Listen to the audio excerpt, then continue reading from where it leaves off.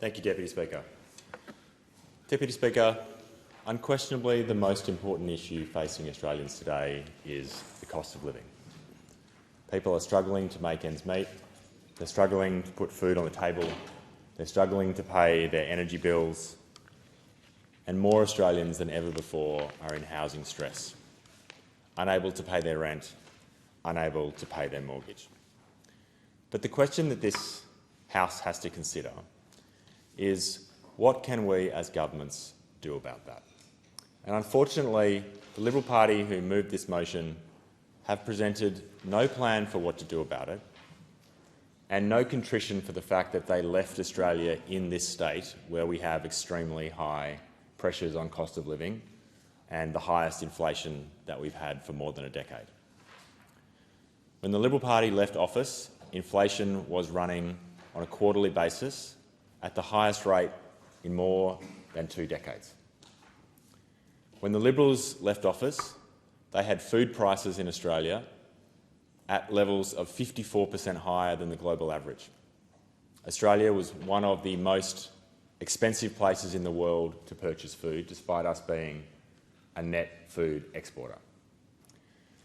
So the mover of this motion would do well to consider how we got into that situation and, most importantly, what we're going to do about it. And for the Albanese Labor government, we're working on 2 levels. First of all, on the macro level, to bring inflation down, to make sure that we reduce the cost of living pressure, and help Australians by not having an ongoing high inflation rate that continues to chip away at their real earnings, continues to make it harder and harder for them to make ends meet. And secondly, we're working on the micro level, to provide individuals with targeted cost of living relief, to boost competition across our economy, and to invest in infrastructure and other supply chain bottlenecks to make sure that the efficiencies in our system deliver the best possible prices for Australian consumers. Let's begin with the macro question. While the previous government spent up big, left Australia with $1 billion of debt, left Australia with a high inflation rate, couldn't deliver a budget surplus, this government has taken prudent action to get inflation down. We've delivered a budget surplus. We've created more savings in 2 budgets than they produced in 5. We've created an infrastructure program and supply chain programs to remove bottlenecks in our supply chains and keep the cost of goods low. And most importantly, we've implemented mechanisms to make sure that we have competition in our markets. We've appointed the ACCC to do an investigation into the supermarket sector. We've appointed Craig Emerson to analyse small suppliers and make sure they're not abused by the large supermarkets. And we've appointed Choice, the consumer group, to crunch the data and look at which supermarkets are charging the most and which supermarkets are the best value.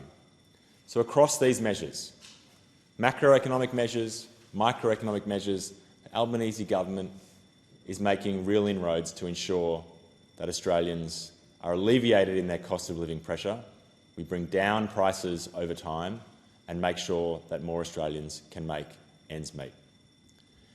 The other half of this equation, Deputy Speaker, isn't just about prices. Prices are one part of the cost of living, but the other part of the cost of living, of course, is wages.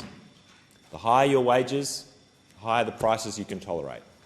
The lower your wages, the more difficult it is to make ends meet no matter what situation the price level is in.